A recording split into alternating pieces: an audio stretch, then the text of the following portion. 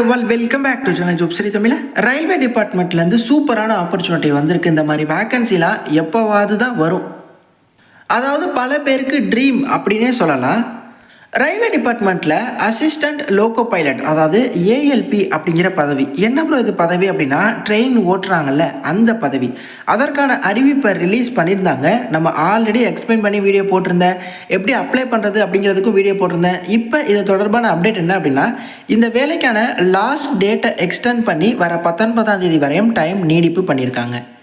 இதெல்லாம் பார்த்தீங்கன்னா மீண்டும் ஒரு வாய்ப்பு. இப்போ இந்த வாய்ப்பை தவற விடுறீங்க அப்படின்னா திரும்ப இந்த வேலை வாய்ப்பு வர மினிமம் 2 வருடங்களாவது ஆகலாம். இந்த வீடியோவில் இந்த வேலைக்கான ஃப்ரீ மார்க் டெஸ்ட் லிங்க் கொடுக்குறேன். ப்ளஸ் இது தொடர்பான தகவல் எல்லாமே கொடுக்குறேன். விருப்பமும் தகுதி உள்ளவங்க உடனே அப்ளை பண்ணிருங்க. குட்டி இன்ட்ரோ ஸ்கிப் பண்ணாதீங்க, ஃப்ரீ தான். எவ்ரி வீக் மண்டே டியூஸ்டே, அதாவது திங்கள் மற்றும் செவ்வாய்க்கிழமையில் இந்த ஆர்ஆர்பி ஏஎல்பி பதவிக்கான all India weekly live test ஆலிபோர்ட்லேருந்து கண்டக்ட் பண்ணுறாங்க. அதுவும் ஃப்ரீ தான். எக்ஸாக்டாக இந்த ஏஎல்பி எக்ஸாம் எப்படி நடத்துவாங்களோ அதே மாதிரியே எக்ஸாமோட இன்டர்ஃபேஸ் இருக்கும். உங்களோட ஆல் இந்தியா ரேங்கிங் தெரிஞ்சுக்கலாம், AI பவர்டு பர்ஃபார்மன்ஸ் அனாலிசிஸ் தெரிஞ்சுக்கலாம். ஃப்ரீ பிடிஎஃப் மெட்டீரியல்ஸ் கூட இருக்குது. டிஸ்கிரிப்ஷன் லிங்க் தரேன், அதை டச் பண்ணி டேரெக்டாக அந்த பேஜுக்கு வந்துருங்க. மேலே லாகின் ஆர் சைன் அப் அப்படிங்கிற டேப் இருக்கும். அதை கொடுத்து உங்களோட இமெயில் ஐடி, உங்களோட மொபைல் நம்பர், புதுசாக ஏதாவது ஒரு பாஸ்வேர்ட் க்ரியேட் பண்ணி ரிஜிஸ்டர் கொடுங்க. உங்களுக்கான டேஷ்போர்ட் ஓப்பன் ஆயிரும். ஸ்க்ரோல் அப் பண்ணுறீங்க அப்படின்னா ஆர்ஆர்பி ஏஎல்பிக்கான லைவ் டெஸ்ட் இருக்கும். டேரெக்டாக ஜாயின் கொடுத்து டேக் டெஸ்ட் கொடுத்து அட்டன் பண்ணுங்கள். ஒரிஜினலாக இந்த ஏஎல்பி எக்ஸாம் எப்படி இருக்குமோ அதே மாதிரியே இருக்கும். எல்லாருமே பார்ட்டிசிபேட் பண்ணி உங்களோட ஸ்கோர் என்ன அப்படிங்கிறதை கமெண்ட் பாக்ஸில் மென்ஷன் பண்ணுங்கள். இன்னும் ஸ்க்ரோல் பண்ணுறீங்க அப்படின்னா ஏஎல்பி எக்ஸாமுக்கான ஃப்ரீ மார்க் டெஸ்ட் இருக்கும். லெஃப்ட் சைட் ஸ்க்ரோல் பண்ணுறீங்க அப்படின்னா ரிசோர்ஸஸில் ஃப்ரீ பிடிஎஃப் மெட்டீரியல்ஸ் இருக்கும். ஸோ அதில் எல்லா எக்ஸாம்ஸ்க்குமான பிடிஎஃப் நீங்கள் ஃப்ரீயாகவே மெட்டீரியல்ஸ் டவுன்லோட் பண்ணிக்கலாம். கண்டிப்பாக ட்ரை பண்ணுங்கள். டிஸ்கிரிப்ஷன் லிங்க் தரேன் ஆலிபோர்டு. இந்த ஏஎல்பி போஸ்ட்டுக்கு நீங்கள் வீட்டிலேருந்து எப்படி அப்ளை பண்ணுறது அப்படிங்கிற ஸ்டெப் பை ஸ்டெப் வீடியோ போட்டிருக்கேன். டிஸ்கிரிப்ஷன் லிங்க் தரேன், அந்த வீடியோவை பாருங்கள். அதை பார்த்து நீங்கள் வீட்டிலேருந்தே அப்ளை பண்ணிக்கோங்க. Okay, RRB railway recruitment board அப்படின்னு சொல்லுவாங்க. இங்கேருந்து பார்த்தீங்கன்னா இந்த அசிஸ்டண்ட் லோகோ பைலட், அதாவது ட்ரெயின் ஓட்டக்கூடிய இந்த பணி, ஆண்கள் பெண்கள் இருபாலருமே நீங்கள் அப்ளை பண்ணிக்கலாம். இந்த பணிக்கான அறிவிப்பு வந்திருந்தது. ஸோ இதற்கான லாஸ்ட் டேட்டை தான் இப்போ எக்ஸ்டெண்ட் பண்ணி 19ஆம் தேதி வரைக்கும் கொடுத்துருக்காங்க. நோட்டிஃபிகேஷனில் ஆனால் 11/5 தான் இருக்கும். லாஸ்ட் டேட்டை எக்ஸ்டெண்ட் பண்ணியிருக்காங்க. அதற்கான நோட்டீஸை தான் நான் உங்களுக்கு காமிச்சிருந்தேன். ஓகே, இதற்கான மொத்த காரிடங்கள் எவ்வளோ அப்படின்னா 9970 வேக்கன்சி அப்படிங்கிறது இருக்குது. கிட்டத்தட்ட 10,000 வேக்கன்சி. தமிழ்நாட்டுக்கு எவ்வளோ வேக்கன்சி அப்படின்னு சொல்கிறேன். அசிஸ்டண்ட் லோகோ பைலட் லெவல் 2ல் வந்து சேலரி பாருங்கள் 19,900. இது வந்து இனிஷியல் பே, பேசிக் பே. இது இல்லாமல் அடிஷ்னல் அலவன்ஸ் பெனிஃபிட்ஸ் எல்லாமே சேர்த்து முதல் மாத சம்பளமே கிட்டத்தட்ட 35,000க்கு மேலே இருக்கும். ஓகே, A1 மெடிக்கல் ஸ்டாண்டர்ட், அதாவது கண்ணாடி போட்டவங்க, நல்ல பார்வை திறன் இருக்கணும். ஏன்னா இது வந்து பார்த்திங்கன்னா டிரைவிங் மாதிரியான ஜாப் தானே, டிரைவர் ஜாப். ஸோ அதனால அந்த கண்ணாடி போட்டவங்க, லேசிக் சர்ஜரி பண்ணவங்க அந்த மாதிரிலாம் எலிஜிபிள் இல்லை.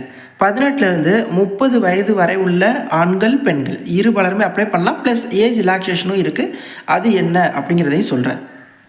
ஓகே, ஃபஸ்ட்டு வந்து வயது வரம்பு பார்த்துடலாம். 18லேருந்து 30 அப்படின்னு சொல்லியிருந்தேன். ஓகேவா? ஸோ இதற்கான லோயர் ஏஜ் லிமிட், அதாவது அனைத்து வகுப்பினருக்கும் குறைந்தபட்ச வயது வரம்பு என்ன சொல்லியிருக்காங்க, 18. அதாவது இந்த தேதிக்கு அப்புறம் பிறந்திருக்க கூடாது. இந்த தேதிக்கு முன்னாடியே நீங்கள் பிறந்திருக்கணும். மினிமம் 18 வயசு. அதிலிருந்து 30 வயசு வரை அப்ளை பண்ணியிருக்கலாம் அப்படின்னு சொல்லியிருக்காங்க. அது யாருக்கு அப்படின்னா பொது பிரிவினருக்கு. ஸோ இந்த தேதி, அதாவது 2/7/1995 நீங்கள் பொது பிரிவினர் இடபிள்யூஎஸ்ஸாக இருக்கீங்க அப்படின்னா இந்த தேதிக்கு அப்புறம் பிறந்தவங்களாக இருக்கணும். பிசி, எம்பிசி, டிஎன்சி, பிசிஎம்னா நீங்கள் ஓபிசியில் வருவீங்க, உங்களுக்கு இந்த தேதிக்கு அப்புறம் பிறந்தவங்களாக இருக்கணும். எஸ்சி, எஸ்டி அப்படின்னா இந்த தேதிக்கு அப்புறம் பிறந்தவங்களாக இருக்கணும். இந்த தேதிக்கு முன்னாடி பிறந்தவங்களுக்கு அவங்க கேட்டிருக்கக்கூடிய வயது வரம்பை தாண்டி இருக்கும். அதாவது 18லேருந்து 30. எஸ்சி, எஸ்டினா 35. பிசி, எம்பிசி, டிஎன்சி, பிசிஎம்னா நீங்கள் ஓபிசியில் வருவீங்க, உங்களுக்கு 33 வயது வரையும் இந்த வேலைவாய்ப்புக்கு தகுதி. இந்த வேலைவாய்ப்புக்கு ஃபீஸ் இருக்குங்க, 500 ரூபா. SC, ST, all female candidates அவங்களுக்குலாம் 250 ரூபா. யாருக்கெல்லாம் 500 ரூபா ஃபீஸோ அவங்களுக்கு எல்லாருக்குமே 500 ரூபா ஃபீஸ், 400 ரூபா ஃபீஸை ரீஃபண்ட் பண்ணிடுவாங்க. முதல் எக்ஸாமினேஷன் அட்டன் பண்ணோன்னே, அந்த எக்ஸாம் கிளியர் பண்ணணும்னு கிடையாது, அட்டன் பண்ணோன்னே. யாருக்கெல்லாம் 250 ரூபா ஃபீஸோ அவங்களுக்கு 250 ரூபாயுமே ரீஃபண்ட் பண்ணிடுவாங்க முதல் எக்ஸாமினேஷன் அட்டன் பண்ணோன்னே. அப்போ இதுக்கு எத்தனை எக்ஸாம் வரும் அப்படின்னா 2 எக்ஸாம் இருக்குது. அந்த பேட்டர்னுமே நான் உங்களுக்கு சொல்கிறேன், செலெக்ஷன் ப்ராசஸுமே நான் உங்களுக்கு சொல்கிறேன். ஸோ ஃபஸ்ட்டு வந்து பார்த்திங்கன்னா CBT 1 இருக்குது ஃபஸ்ட் எக்ஸாம், அப்புறம் CBT 2, அப்புறம் கம்ப்யூட்டர் பேஸ்ட் ஆப்டிடியூட் டெஸ்ட் இருக்குது, டாக்குமெண்ட் வெரிஃபிகேஷன், மெடிக்கல் எக்ஸாமினேஷன். இதுதான் பார்த்திங்கன்னா process. Stage 1 stage 2 exam clear பண்ணாலே மேக்ஸிமம் இந்த வேலை எடுத்த மாதிரி தான். ஸ்டேஜ் 1 எக்ஸாமுக்கான பேட்டர்ன் அண்டு சிலபஸ் பாருங்கள்.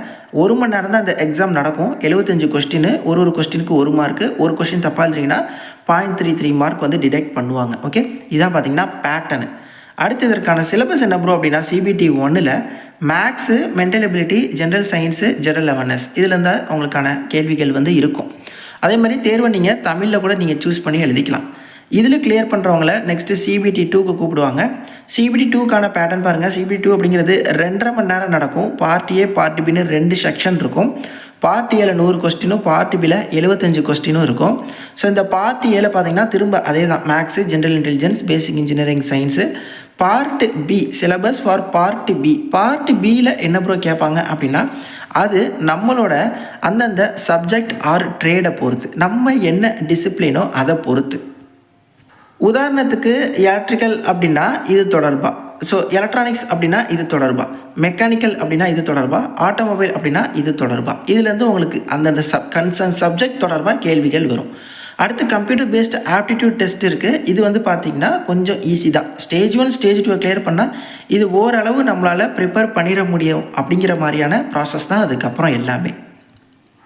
ஓகே, இந்த வேலைக்கான கல்வி தகுதி என்ன ப்ரோ அப்படின்னா, அசிஸ்டன்ட், லோகோ பைலட் இதற்கான கல்வி தகுதி 10th முடிச்சுட்டு ITI முடித்தவங்க அப்ளை பண்ணலாம். வெறும்னா 10th பாஸ் எலிஜிபிள் கிடையாது. 10th முடிச்சுட்டு ITI முடித்தவங்க ITI in fitter, electrician, instrument mechanic, millwright, maintenance mechanic இந்த மாதிரி நிறைய டிசிப்ளின் கொடுத்துருக்காங்க. ITI நீங்கள் அப்ளை பண்ணலாம்.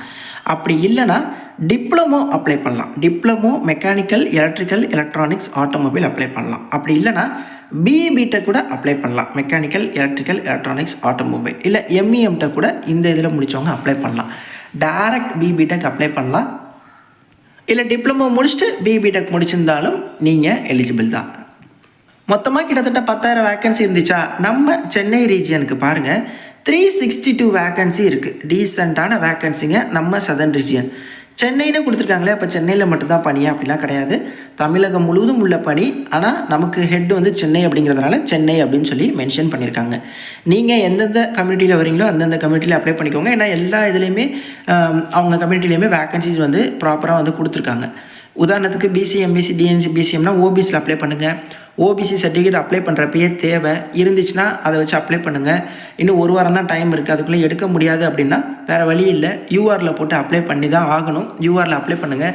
அதுக்கு தான் நான் சொன்னேன், இந்த நோட்டிஃபிகேஷன் வந்தப்பவே நீங்கள் பார்த்துருந்தீங்கன்னா நீங்கள் OBC சர்டிஃபிகேட்டு அப்போயே அதுக்கப்புறம் எடுத்து கூட அப்ளை பண்ணியிருந்துருக்கலாம். இல்லாதவங்களுக்கு சொல்கிறேன், URL அப்ளை பண்ணால் என்ன பிரச்சனை அப்படின்னா, URக்கு என்ன கட் ஆஃபோ அதுதான் உங்களுக்கு, URக்கு என்ன வயது வரம்போ அதுதான் உங்களுக்கு. நீங்கள் என்ன தான் வந்து BC, MBC, DNC, BCM, OBCயில் வந்தாலும் URL அப்ளை பண்ணால் URல என்னென்னவோ அதுதான் உங்களுக்கும் பொருந்தும் அப்படிங்கிற மாதிரி சில ரெஸ்ட்ரிக்ஷன்ஸ் இருக்கும். இது not only OBC, SC, ST யாராக இருந்தாலும் URல போட்டி போட்டால் இதுதான். இந்த வேலைவாய்ப்புக்கு எப்படி வீட்டிலேருந்து அப்ளை பண்ணுறது அப்படிங்கிற வீடியோவும் நான் டிஸ்கிரிப்ஷனில் லிங்க் தரேன். அதை பார்த்து அப்ளை பண்ணிக்கோங்க. நிறைய பேருக்கு இதை ஷேர் பண்ணுங்கள். தேங்க்ஸ் ஃபார் வாட்சிங். Take care and bye. Tata.